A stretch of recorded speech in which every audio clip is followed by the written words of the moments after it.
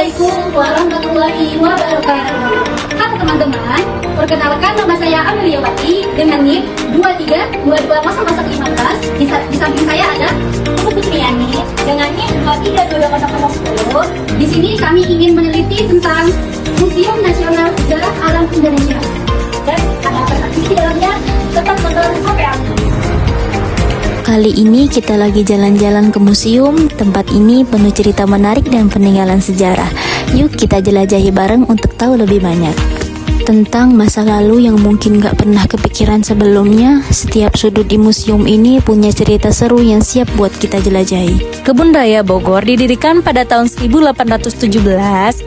Seorang ahli botani asal Belanda dengan tujuan untuk penelitian dan koleksi tanaman.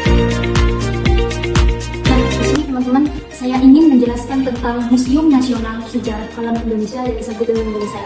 Nah, disebut dengan Indonesia ini adalah memperkenalkan kekuasaan alam seluruh Indonesia itu yang sangat luar biasa.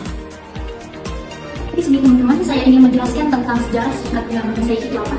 Dulunya itu bernama Museum Etnologi Indonesia pada tahun 1962 oleh Profesor Sarwono Brawijaya. Jadi itu apa sih perkembangannya museum ini? Jadi itu sebelum itu dikembangkan oleh Dinamika pada tahun 2016. Nah, tujuannya apa? Tujuannya itu adalah museumnya itu melestarikan kebudayaan hayati Indonesia dan meningkatkan kesadaran masyarakat akan pentingnya lingkungan terdahulu itu. Oke? Nah, di samping saya ada para pelajar yang dari Pelabuhan Ratu, Sukabumi, Jawa Barat pada tahun 1980, dan khususnya itu digunakan oleh masyarakat nelayan untuk menangkap ikan di laut di Teluk Pelabuhan Ratu. Nah, di sini saya ingin menjelaskan tentang masa kehidupan sebelum manusia modern itu apa. Teman-teman bisa dilihat ini masa dulu sebelum kita lahir, sebelum dalam kandungan itu pasti kita kayak gini ya. Jadi dalam bumi itu terkundang berbagai jenis makhluk hidup yang mampu menggambarkan sejarah perkembangan isi bumi ini. Nah, ada masa komunian di mana proses evaluasi berlangsung selama juta-jutaan, diperkirakan 4,5 juta nih. Harus teman-teman di sini banget. Di sini kita bisa lihat koleksi biologi yang keren, mulai dari flora hingga fauna.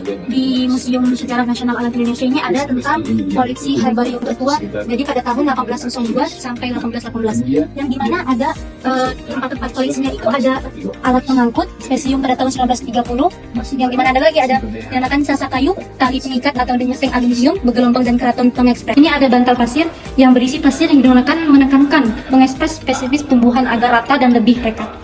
Selanjutnya, begitu masuk, langsung kelihatan koleksi tentang rempah, obat-obat tradisional, dan pohon-pohon yang punya manfaat besar buat kehidupan kita. Di sini, kita bisa lihat koleksi kayu yang nunjukin pemanfaatan kayu dari zaman dahulu. Kita bisa lihat pemanfaatan rempah-rempah dari obat sampai bumbu masak. Dan di sini juga ada alat kerajinan tangan yang bisa kita lihat. Selanjutnya, lukisan rumah tradisional dan patung di sini disebut patung budaya yang menggambarkan kehidupan suku Indonesia. Karena di sini ada 2 lantai, ayo kita lanjut jelajahi lantai 1. Ada apa aja sih benda-benda menarik yang bisa kita temuin di museum ini? Selanjutnya bisa kita lihat keunikan rumah terbuat dari kayu. Dan di sini ada honai yang merupakan rumah tradisional masyarakat Papua. Saung ini berbentuk keindahan zaman dulu. Golok ini senjata tradisional Indonesia.